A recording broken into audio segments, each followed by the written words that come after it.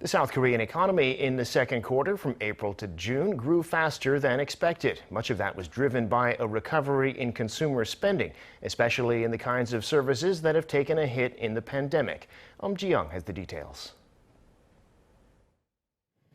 In the second quarter of this year, the South Korean economy grew more than expected.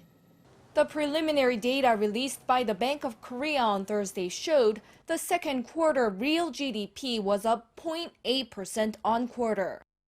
This is 0.1 percentage point higher than the earlier estimate for the April to June period. The country's economy has been growing for 4 quarters in a row. Private spending played a big role in the growth, increasing by 3.6%, the highest figure in 12 years.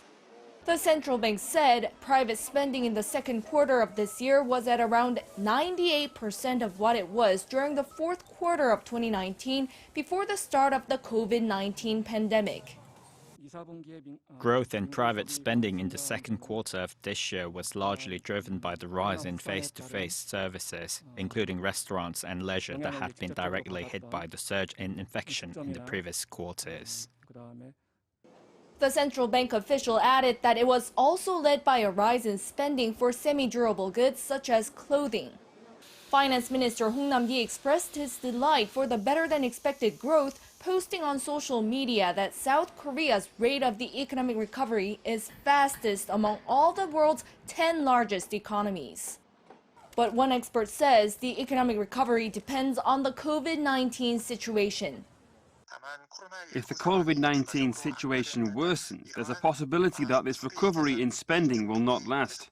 Also, the country's economic recovery going forward will depend on how the pandemic and the global economic recovery unfold.